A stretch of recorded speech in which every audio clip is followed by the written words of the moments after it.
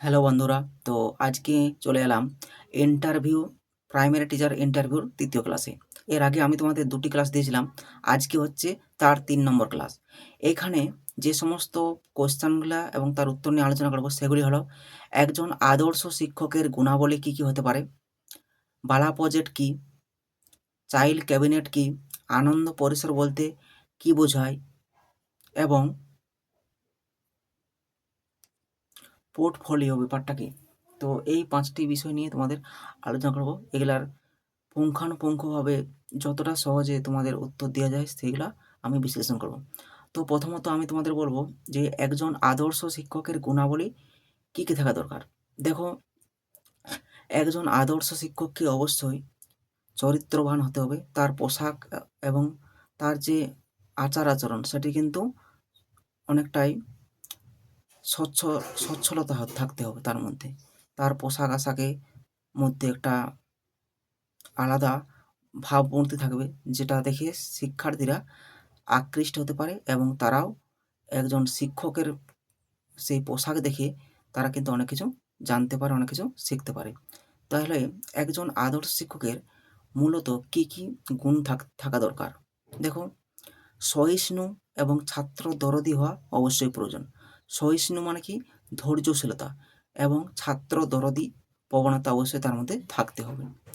সমস্ত শিক্ষার্থীদেরকে সমানভাবে দেখা এবং পক্ষপাতহীনভাবে মূল্যায়ন করা, অর্থাৎ সেখানে উচ্চ মেধা, মধ্য মেধা, নিম্ন মেধা এবং বিশেষ চাহিদা সম্পন্ন শিক্ষার্থীদের সকলকে একসাথে একটা শ্রেণীকক্ষের মাধ্যমে সেখানে তাদেরকে কিন্তু সঠিক পদ্ধতিতে সবাইকে সবার প্রতি নজর দিয়ে কিন্তু শিক্ষাদান দিতে হবে। পক্ষপাতহীনভাবে কিন্তু দেখতে হবে, সেখানে কোনো ভেদাভেদ থাকবে না। তার জন্যই বলা হচ্ছে যে সব শিক্ষার্থীদেরকে সমানভাবে দেখা এবং পক্ষপাতহীনভাবে কিন্তু মূল্যায়ন করা। বিষয়ভিত্তিক অবশ্যই গভীর জ্ঞান থাকা দরকার। শিক্ষকের নিজের কাজ এবং শিক্ষার্থীদের উন্নতির প্রতি কিন্তু দায়িত্বশীল থাকা দরকার। নতুন পদ্ধতিতে শেখানো এবং ক্লাসকে আরও বেশি আকর্ষণীয় করে তোলার দক্ষতা তার মধ্যে থাকা দরকার। শিক্ষার্থীদেরকে পড়ার প্রতি আগ্রহী এবং আত্মবিশ্বাসী করে তোলার যে ক্ষমতা, সেটাও কিন্তু অবশ্যই থাকা দরকার। তো এই পয়েন্টগুলো আমি তোমাদের বললাম। আবার বলছি যে সহিষ্ণু এবং ছাত্র দরদি হওয়া প্রয়োজন। দ্বিতীয়ত হচ্ছে সব শিক্ষার্থীদেরকে সমানভাবে দেখা এবং পক্ষপাতহীনভাবে মূল্যায়ন করা। বিষয়ভিত্তিক গভীর জ্ঞান থাকা দরকার। শিক্ষকের নিজের কাজ এবং শিক্ষার্থীদের উন্নতির প্রতি দায়িত্বশীল থাকা। নতুন পদ্ধতিতে শেখানো এবং ক্লাসকে আকর্ষণীয় করে তোলা। আর হচ্ছে নতুন পদ্ধতিতে শেখানো এবং ক্লাসকে আকর্ষণীয় করে তোলা। শিক্ষার্থীদের পড়ার প্রতি আগ্রহী এবং আত্মবিশ্বাসী করে তোলা। তো এই পয়েন্টগুলো তোমরা মনে রাখবে। তো এইগুলা হচ্ছে একজন আদর্শ শিক্ষকের অবশ্যই এই গুণগুলো কিন্তু থাকা দরকার। পোশাক ও আচরণ মার্জিত হওয়া দরকার। এটাও বলতে পারো যে পোশাক এবং আচরণ কিন্তু অবশ্যই মার্জনীয় হওয়া দরকার বা মার্জিত থাকা দরকার। এবারে আসছি আমি দ্বিতীয় প্রশ্নে, পোর্টফোলিও। দেখো, পোর্টফোলিও হলো প্রাথমিক শিক্ষার ক্ষেত্রে এমন একটা ফোল্ডার বা নথি যেখানে শিক্ষার্থীর লেখালেখি, অঙ্কন, মূল্যায়ন অর্থাৎ তাদের সমস্ত কিছু কিন্তু সেখানে লিপিবদ্ধ থাকে সেই পোর্টফোলিওর মাধ্যমে, এবং এটি শিক্ষার্থীদের শেখার মূল্যায়নের একটি কার্যকর পদ্ধতি। এটি শিক্ষক, শিক্ষার্থী, অভিভাবকদেরও কিন্তু শেখার মূল্যায়নের একটি কার্যকর পদ্ধতি। শুধু শিক্ষার্থী নয়, এটি শিক্ষক, শিক্ষার্থী এবং অভিভাবকদের জন্য শেখার মূল্যায়নের একটি কার্যকর পদ্ধতি হচ্ছে পোর্টফোলিও। এখানে কি করা হয়, এখানে শিক্ষার্থীর দক্ষতা, দুর্বলতা, উন্নয়ন সমস্ত কিছু দিকটা খুব ভালোভাবে বিচার বিশ্লেষণ করা হয় এবং পরবর্তী পাঠদানের যে পরিকল্পনা সেটা কিন্তু তারপর থেকে শুরু হয়। তাহলে পোর্টফোলিও ব্যাপারটা কি না, পোর্টফোলিও হলো একটি ফোল্ডার বা নথি যেখানে শিক্ষার্থীর লেখালেখি, অঙ্কন, মূল্যায়ন এবং শেখার যে অগ্রগতি সেটি ধারাবাহিকভাবে সংরক্ষণ করা হয়ে থাকে। এটি শিক্ষক, শিক্ষার্থী এবং অভিভাবকদের জন্য শেখার মূল্যায়নের একটি কার্যকর পদ্ধতি। এতে শিক্ষার্থীর দক্ষতা, দুর্বলতা এবং উন্নয়ন ভালোভাবে বোঝা যায় এবং পরবর্তী পাঠদানের পরিকল্পনা করা আরও বেশি সহজ হয়। তাহলে এইগুলো আমার দ্বিতীয় কোয়েশ্চেন। এবারে আসবো আমরা চাইল্ড ক্যাবিনেট বা শিশু সংসদ ব্যাপারটা কি। দেখো, চাইল্ড ক্যাবিনেট হলো একটি গণতান্ত্রিক প্রক্রিয়া। এটা হচ্ছে একটা গণতান্ত্রিক প্রক্রিয়া বিশেষ করে যখন এটি স্কুলের শিক্ষার্থীদেরকে নেতৃত্ব এবং সামাজিক দায়বদ্ধতা বাড়ানোর জন্য এটি তৈরি করা হয়। এখানে শিক্ষার্থীরা নিজেদের মধ্য থেকেই প্রধানমন্ত্রী, শিক্ষামন্ত্রী, স্বাস্থ্যমন্ত্রী এবং খাদ্যমন্ত্রী চয়ন করে এবং প্রত্যেককে তার নির্দিষ্ট অনুযায়ী কাজে কিন্তু ভাগ করে দেওয়া হয়। এখানে মূলত নির্বাচন প্রক্রিয়ায় শিক্ষার্থীরাই কিন্তু প্রধান ভূমিকা পালন করে।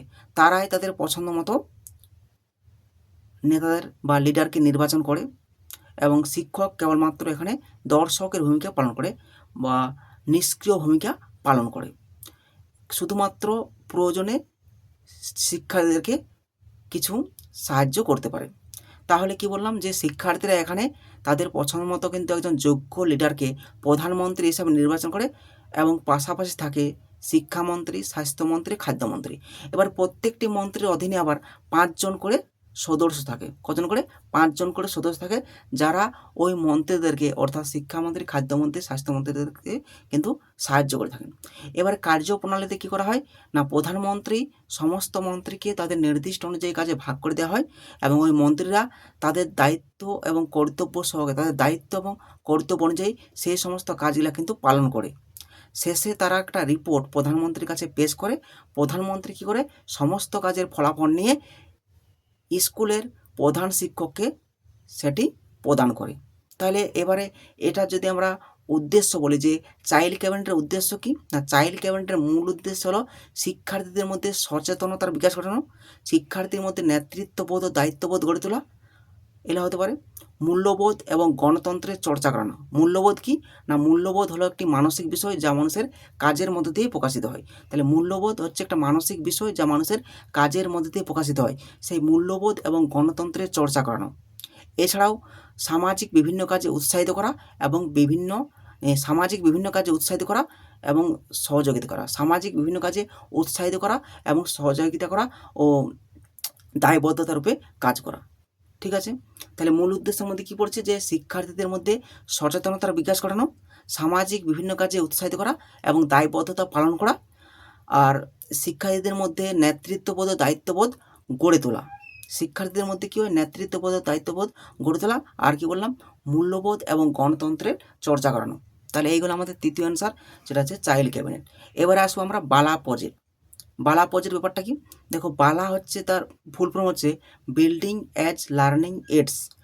এটি হলো শিক্ষাক্ষেত্রে একটি বিশেষ উদ্যোগ যেখানে শ্রেণীকক্ষ, বিদ্যালয় ভবন, দেয়াল, সিঁড়ি সব কিছুকে কিন্তু শেখার উপকরণ হিসাবে ব্যবহার করা হয়। অর্থাৎ শিশুর যে শিক্ষণ পরিবেশ সেটাকে আরও বেশি আকর্ষণীয়, আনন্দপূর্ণ করে তোলাই হলো এই প্রজেক্টের মূল উদ্দেশ্য। তাহলে যদি আমরা এর আর কয়েকটা উদ্দেশ্য জানি, যে শেখাকে আকর্ষণীয় করা, নীতিহীন করা এবং সহজতর করা, শিশুর শিক্ষণ পরিবেশকে আকর্ষণীয় করে তোলা, শিশুদের হাতে কলমে শেখার সুযোগকে বৃদ্ধি করা এবং বিদ্যালয় ভবনটিকে সৃজনশীল রূপে ব্যবহার করে পড়াশোনার মানকে আরও উন্নত করা। তাহলে বিদ্যালয় ভবনটিকে সৃজনশীল রূপে ব্যবহার করে পড়াশোনার মানকে আরও বেশি উন্নত করা। তাহলে আশা করি বালা প্রজেক্ট সম্পর্কে তোমাদের ক্লিয়ার হয়ে গেছে। আমি আর করে বলছি যে বালা হচ্ছে, যার full form building as learning AIDS.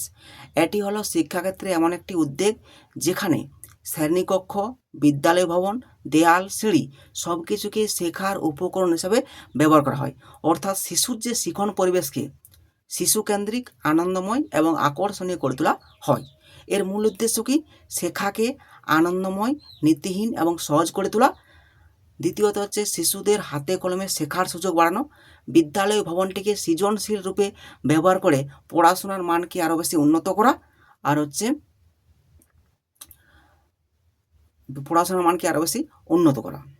তো এগুলো হচ্ছে বালা প্রজেক্টের মূল উদ্দেশ্য। আরও যদি বলতে পারো যে বালা প্রজেক্টের মধ্যে কিন্তু রয়েছে এটা, যে তোমার বালা প্রজেক্টের মধ্যে শিশুর শিক্ষণ পরিবেশকে আকর্ষণীয় করে তোলা বলতে পারো, শিশুর শিক্ষণ পরিবেশকে আকর্ষণীয় করে তোলা। তো আশা করি বালা প্রজেক্টের মূল উদ্দেশ্য সম্পর্কে তোমাদের একটা ধারণা তৈরি হয়ে গেছে। তো তাহলে এবারে আমরা আসবো আমাদের পঞ্চম প্রশ্নে, সেখানে হচ্ছে আনন্দ পরিসর। দেখো, আনন্দ পরিসর সম্পর্কে যদি বলতে হয় তাহলে প্রথমে কি বলবে, যে আনন্দ পরিসর হলো একটি কো কারিকুলার অ্যাক্টিভিটির একটি অংশ। অর্থাৎ স্বপাঠক্রমিক কার্যাবলীতে যে সমস্তগুলো করা হয় তারই একটা অংশ হচ্ছে আনন্দ পরিসর। তাহলে আমরা কি বলতে পারি যে আনন্দ পরিসর হলো একটি আলোচনামূলক কর্মসূচি, যেখানে শিক্ষার্থীদের শ্রেণীকক্ষে পঠন পাঠনের বাইরে গিয়ে অর্থাৎ তাদের একঘেয়েমিকতা দূরীভূত করার জন্য যে কর্মসূচির আয়োজন করা হয় সেটাই হচ্ছে আনন্দ পরিসরমূলক কর্মসূচি। দেখো এখানে শিক্ষার্থীদের মূলত পঠন পাঠনের বাইরে গিয়ে যে সমস্ত কর্মসূচিগুলিতে অংশগ্রহণ করা হয় তার মধ্যে হলো নাচ, গান, খেলাধুলা, ছবি আঁকা, বৃক্ষরোপণ কর্মসূচি, কুইজ প্রতিযোগিতা ইত্যাদি। এটি মূলত প্রথম থেকে দশম শ্রেণী পর্যন্ত, বিদ্যালয়ে প্রথম থেকে দশম শ্রেণী পর্যন্ত শিক্ষার্থীদেরকে এই আনন্দ পরিসরমূলক আলোচনা সভার অংশগ্রহণের একটা সুযোগ রয়েছে, প্রথম থেকে দশম শ্রেণী পর্যন্ত শিক্ষার্থীদেরকে।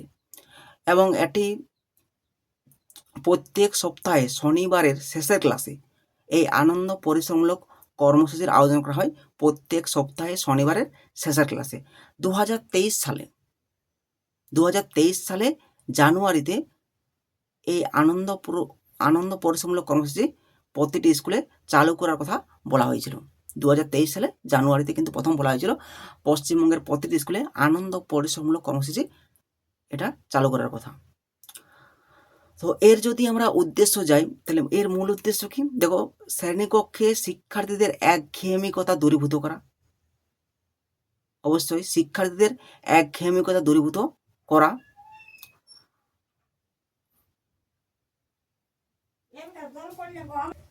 তাহলে আনন্দ পরিসরমূলক কর্মসূচির মূল যদি আমরা উদ্দেশ্য বলি তাহলে কি বলবো, যে শ্রেণীকক্ষে শিক্ষার্থীদের একঘেয়েমিকতা দূরীভূত করা, শিক্ষার্থীদের সৃজনশীল ক্ষমতার বিকাশ ঘটানো, শিক্ষার্থীদের হাতে কলমে কাজ করার অভিজ্ঞতা বৃদ্ধি করা। হাতে কলমে কাজ করার যে অভিজ্ঞতা সেটা কিন্তু বাড়ানো বা বৃদ্ধি করা।